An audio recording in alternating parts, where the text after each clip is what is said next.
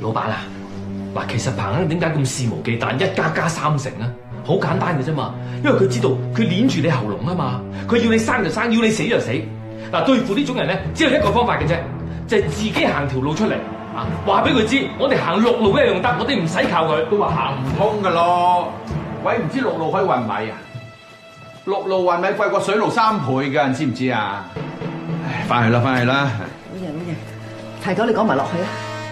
哦，老闆啊，雖然話咧彭亨捏住你喉嚨嘅啫，嗱，其實講真啦，你諗下，其實你都捏住個喉嚨噶噃。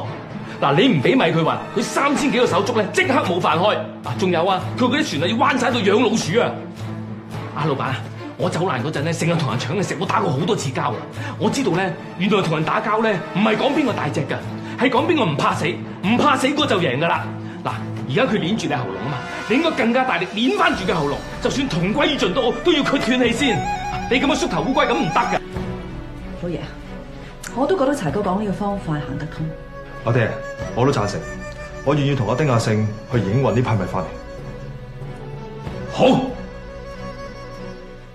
捏住個喉嚨10幾年，我而家捏翻你轉頭，我財力比你厚啊！睇下你斷你先啊，我斷你先啦！小紅書